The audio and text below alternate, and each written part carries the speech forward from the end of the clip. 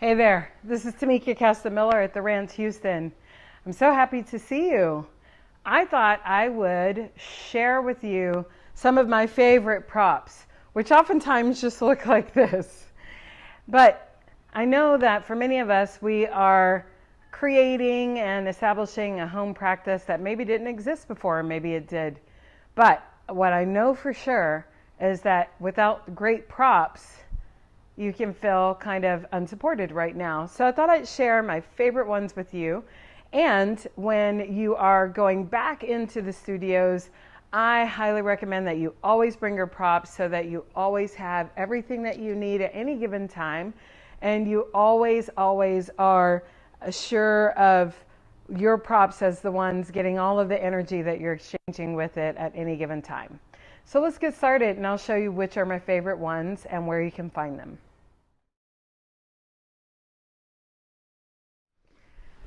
We'll start with the yoga mat. Now I like to bring my yoga mat in a bag because it has a strap which then I can put across the body and I can carry just like this. So if I feel like biking to the studio or walking to the studio, I can.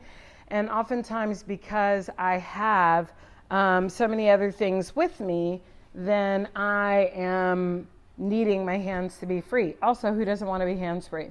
So a mat bag is really important, and there are a lot of really pretty ones that are open at the top, but I do recommend one that you can actually just put all of your things in and then you can close it. I got this particular mat bag at my yoga studio at Yoga Works, and I actually got many of these props you're going to see today at Yoga Works as well. So what's in my bag? Inside of my bag is my Manduca Mat. I would like for you guys to know that Manduca didn't ask for me to tell them about you today. However, Manduca, I am a restorative teacher, and so you really should be talking to me about this. But essentially, I use a Manduca Mat. I love the Manduca Mat because it is very thick. It's half the width of my finger, but it is not too thick. Also, it is sealed, so it is not porous. So whenever I am sweating, I can sweat and it's not going to collect that sweat. And subsequently, if it collects sweat, just like a mattress, if it collects sweat, it'll get heavier over time. And this doesn't do that. It's also easy to clean, which I love because you know what? If I'm here at the ranch and I'm going from out there to right here, I need something that's easy to clean. And especially in COVID times, we certainly want to be able to have everything be clean, right? So this is easy to clean. This particular mat is one of their higher end mats. I got it because I love it and I knew that I was going to be on the mat a lot. So on the back, it's this purple color and on the front is this beautiful copper. I looked at it for a really long time and decided this is the one I wanted. I think that you should never just buy the first mat you see.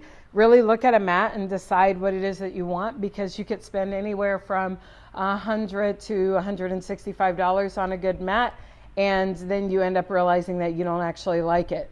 So knowing what kind of mat you want is a good one. Also, I do like Manduca products. They treat teachers really well by giving us a good discount. And also, Manduca isn't sizist like some other yoga companies, or I won't say yoga companies, I will say yoga product companies. And so I highly support Manduca and Athleta for that, and Prana for that reason, because they don't have sizist policies. When you get a mat, a lot of people get a really thick foam mat, kind of like what you see at a gym. And this is not the kind of mat that you want to use. Why? Because when you're on a mat, you want to be able to stand firmly on the mat without having any extra movement. Because extra movement, if you're trying to build lots and lots of stability, flexibility, and strength, and a whole bunch of things just by standing, then those mats can work for you. But you're already doing a lot of work when you're on the mat, so why create more? So go with a mat that's nice and sturdy. You want it to be pretty thick. If this is something that's price restrictive for you, and I will tell you this is an expensive mat, if it is not within reach right now, you can get 2 inexpensive mats and just stack them on top of one another. Ensure that they're kind of sticky if you like a little help in all those downward facing dogs you're going to do. It'll save a lot of time, energy, and effort. Back to my bag again. Why? Because this particular bag also has a pocket on the outside, which I love. Pockets are awesome for all yoga mat bags. And inside my pocket is my strap. Look, the yoga strap is the most useful prop you can have, and it is the most underutilized. I'm going to have an entire workshop on props and prop usage and yoga for all bodies. But what I will tell you right now in this very short endorsement of props is you need a good yoga strap. You don't want one that is too thin. You want it to be thick enough to where it can sit inside of your hand comfortably. This strap I got from Yoga Works. It looks very much like a Manduca strap, but it is branded with Yoga Works. I've got some money that is probably actually a Manduca strap, but it is a beautiful strap. You want a strap that cleans easily because you're going to clean it a lot. And I recommend the straps that have 2 D-rings that are metal, because the ones that are plastic can break, and the ones that slide ones are complicated. When you're in a yoga class, you're not going to want to deal with all that. Sometimes the teacher will not necessarily give you enough time to really get things threaded and through and all that stuff. It's too much work. And then you'll take it off, and then trust me, okay? As a woman who I literally use my yoga strap every single time I practice yoga. So as a person who practices with the yoga strap every single time, I'm telling you, get the metal rings. They're just so much better.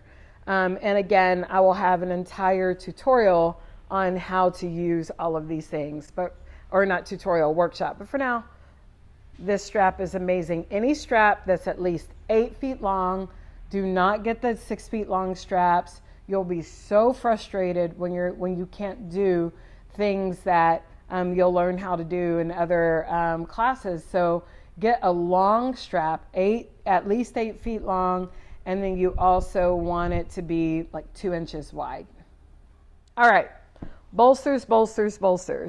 The first thing I will say about bolsters and again, this isn't about using bolsters, but just telling you the ones that I have. I will say this though, when you do have a bolster, ensure that it has a side that is smooth. It'll probably also have a side that has a zipper. Why? So that you can clean it. So you want to practice with the zipper side down. Otherwise, you're like self-flagellating. Why? Okay, so these bolsters are all from Half Moon. I did have Manduca bolsters, but I find that these Half Moon bolsters are they're my jam. Okay, they are my jam. First of all, they're pretty, and I use them a lot, so they need to be pretty. Secondly, they're the right width. They're about 3 inches deep, 4 inches. They're round and rectangular, which I love, because then I can use them in different ways. I can use it this way. I can use it this way. I can sit on it. If you have ever practiced with me in person or online, you know this bolster very well because it is always with me. And it's always with me for a reason. It's a great bolster. It also has a little baby brother, which is this little guy. This is called a pranayama bolster. And the reason why it's called a pranayama bolster is because it's used, it has been associated with practices like breathing practices. So you can sit and using the bolster, and you can comfortably sit in lotus or an easy seat and use this just to prop your bum up. So this little guy I love as well. simply because, again, it's the same thickness as the, well, it's a little bit thinner than the other, but it is, again, great for sitting, especially when you're sitting in meditation or doing pranayama exercises, but it's half the size. And so, yeah, it just gives you a little more range.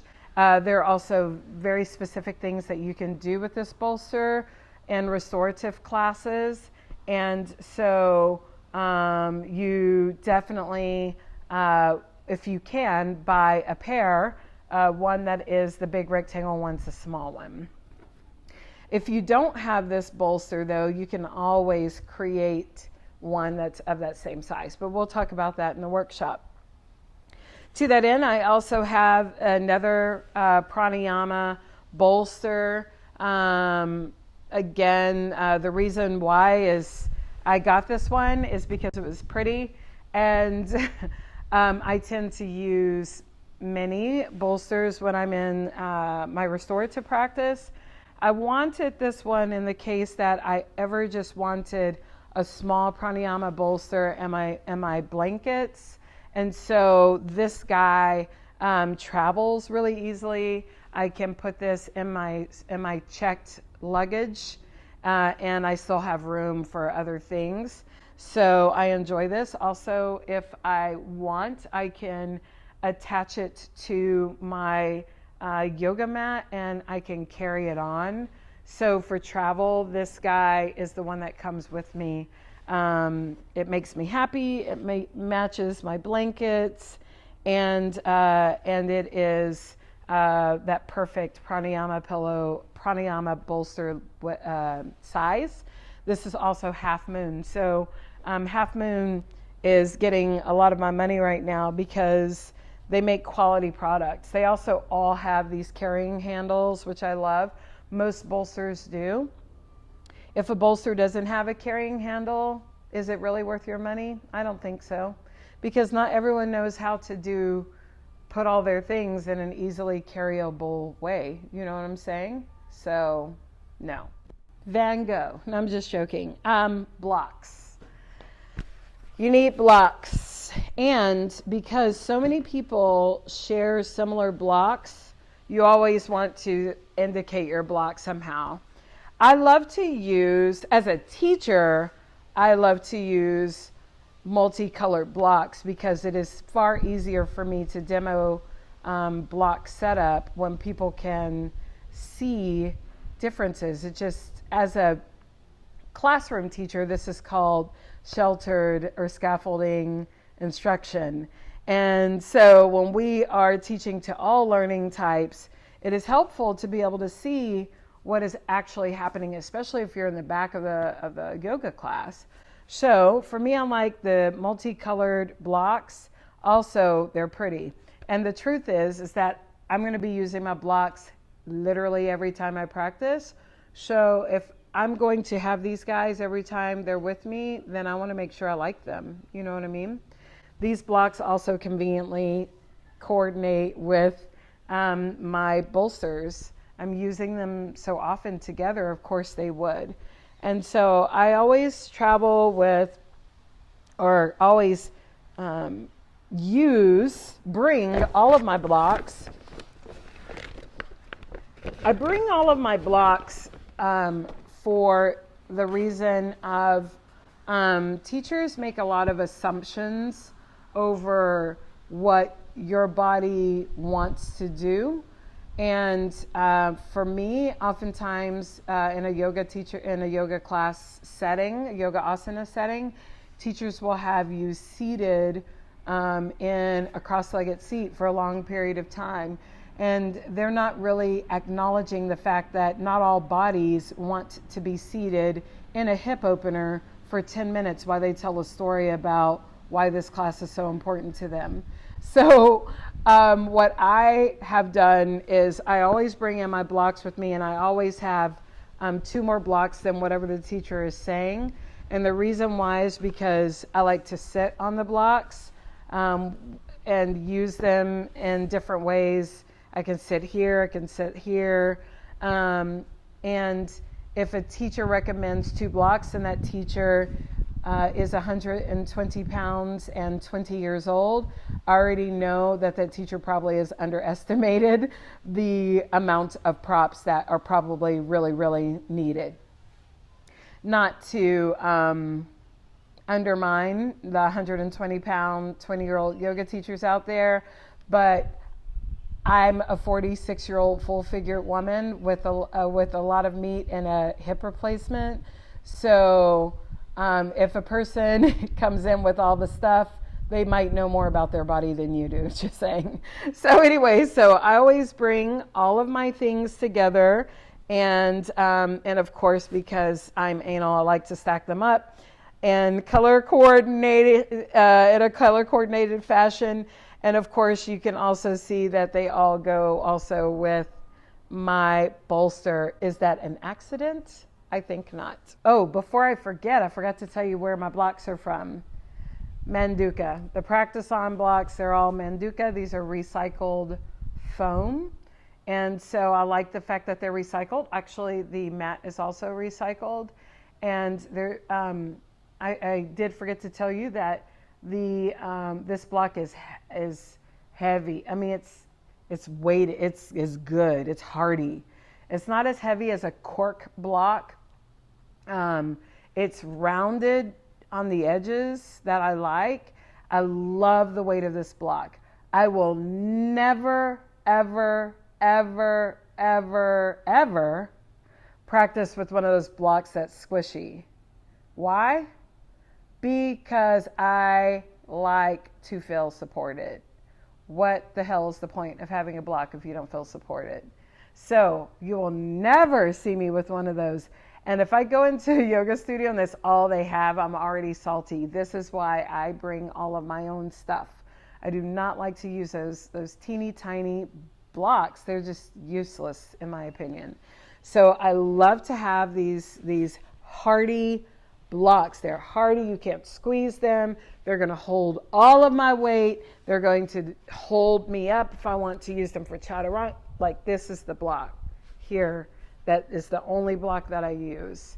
I will say that Manduca's cork blocks are the jam as well, but they are so heavy.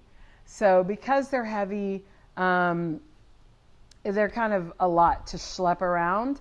And also, because they're heavy, they do not feel good for restorative yoga. So this is my block of choice. Blankets. For me, blankets are all about practicality and comfort. With yoga blankets or blankets that I use in yoga, because there's really no such thing as a yoga blanket. There are blankets that people use more often for yoga than there are not. It doesn't matter what type of blanket you have. That is a lie someone made up. What does matter is that all of the blankets that you do use are the same size, because then that way you know how to use the blanket effectively. As a restorative yoga teacher, I mean, I teach multiple styles, but because one of those styles that I teach is restorative yoga, I never travel with less than 4 blankets. So I'm going in to a yoga studio at any given time with 4 blankets. Now, do you need those for an active asana class? No. You're going to sweat your balls off for 55 minutes and then get a 2-minute shavasana. It's not enough time to actually get in a good shavasana unless they don't have a class happening right after. So you get like 2 minutes and they rush you out the door. Hopefully you have a studio that actually allows you to stay for shavasana for a while. And so maybe you take a 10-minute shavasana and then you can legitimately set up for shavasana. But people travel so light for a restorative yoga class, and hopefully you are at a studio that has props. But again, why would you use someone else's props when you can have your own, especially if they're not that expensive? So blankets aren't that expensive, and you probably have a lot at the house. So I travel with 4. I use my favorite blankets. Again, these are from, I got these at Yoga Works. They're called the Thunderbird Indian blanket. They're really the Thunderbird indigenous blanket because they're meaning Indian like American Indian.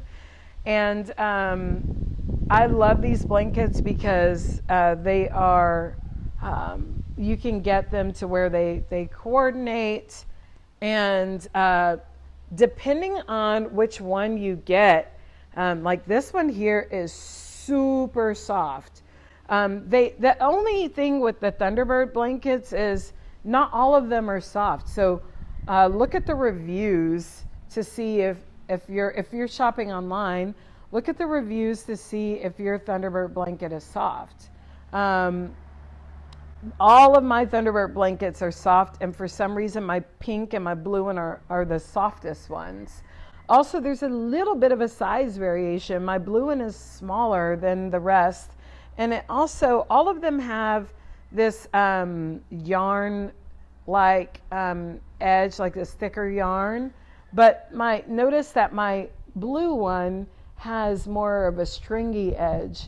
So I knew it was a little different, but I didn't really care because it was so pretty and it was really soft. And ultimately, I mean, aren't we all a little bit Linus at the end of the day? So we kind of want something that's pretty, right? I mean, you're in Shavasana, like your teacher tucks you in. I mean, at least I do. So if that's the case, get something that feels great. So that's why I have these guys. These, as I mentioned, I got all of these at Yoga Works. So unfortunately, I can't give you a brand, but I do know that if you Google Thunderbird blanket, you will find these. And then, of course, there are also the Mexican blankets that are ubiquitous. I mean, the Mexican blankets that pretty much everyone has, you can find those anywhere. There's a place called Yoga Outlet Direct, and you can get a lot of things there. So it's very possible that these actually came from there. But the thing is that you really like pick up one blanket, see if you like it, and if you do, then get more of the same type. And then if it's not soft enough, wash it and dry it, and wash it and dry it, and see if you can soften it up and get it to feel really comfortable. Because like with this blanket here, I mean, I love it so much. This blanket has been with me through so many restorative classes and just moments when I really needed. Like, consider when you go to the mat, when you need to go to the mat. Not when you want to go to the mat, but when you need to go to the mat. Like, let's say a heartbreak or grief, or at the time of coronavirus, you're like, I just can't, I just need to, I feel broken, or you want to break open, or you want to have an epiphany, or you want, you know what I'm saying? Don't you want something soft and beautiful to accompany you? Like, we just don't nurture ourselves enough. We're used to alcohol nurturing us, sugar nurturing us, friends nurturing us, lovers nurturing us. You know, we're used to getting our nurturing from something else. And the truth is that we have all of the capability to give ourselves the love that we truly want. So if that is the case, why not give it to yourself? And if you can give it to yourself, like, think of props like bubbles. When you take a bath is nice, but if you can add some bubbles to the bath, it's even nicer. You add a bath bomb, some Epsom salt, some essential oils. That's your props, okay? So add all the things so that your life so that you feel nurtured and your life is up leveled a little bit. Also, I'll show you my little trick in carrying all of this. So this is just my trick. Doesn't have to be your trick, but if you want a trick, here is one. How do I carry all this, Tamika? Bolster.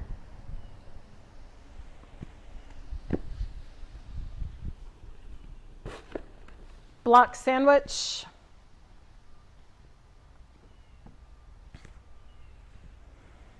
FYI, no one else does this. I'm a nerd, so I do this. You don't have to be a nerd and you don't have to do this, but this is insight from my restorative yoga teacher training. How do I carry all my things? Put your blankets on in your order of preference.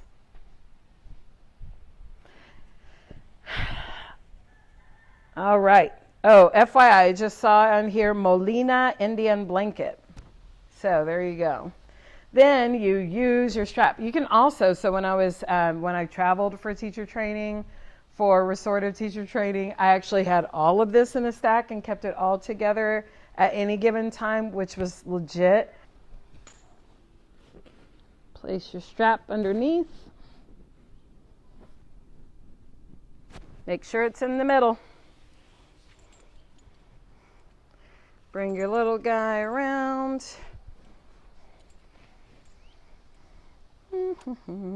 Oh, and while I'm doing this, I will tell you, I also am a believer of the yoga triangle. I left it in the car. But the yoga triangle is also super awesome. It's like half a block. So get two, so they come in a pair. So you always have those guys too. And there you go.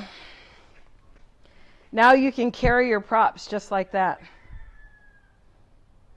Always have a bag that makes you happy.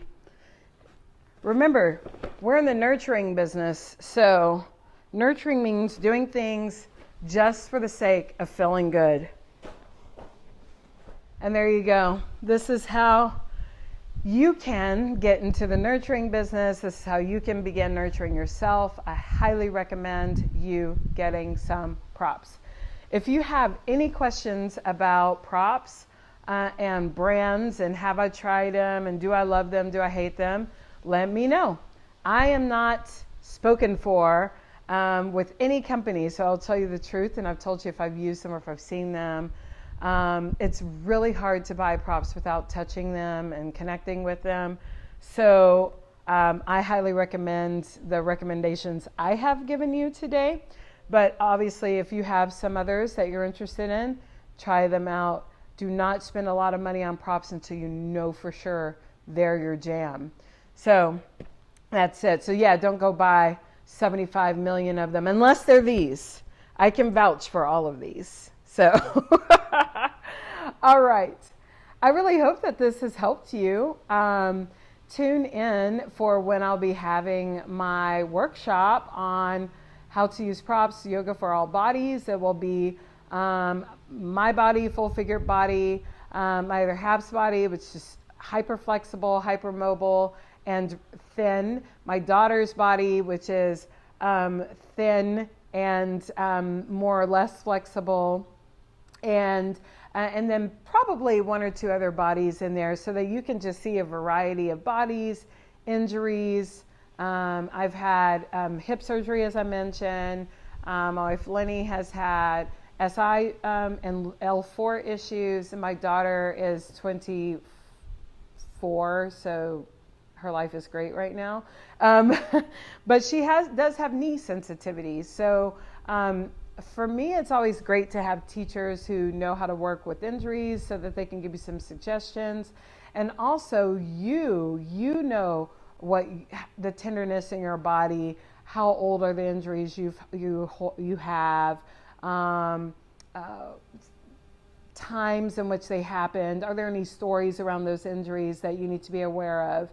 And we will have an entire workshop that will give you an opportunity to go through all of those frequent poses and situations, and how to learn about your body, and also how to help other bodies. Because the truth is that if you've never had a hip injury, then it's kind of hard for you to speak to it, right? So as many different bodies as possible that can be in one room is always super helpful. And that room can be Zoom. So we will deal with all that. We'll workshop that. I will answer your questions, and we will address all of the things. And I will also have you send in questions early, so that if there's any information that requires research from my side, then I can do that for you.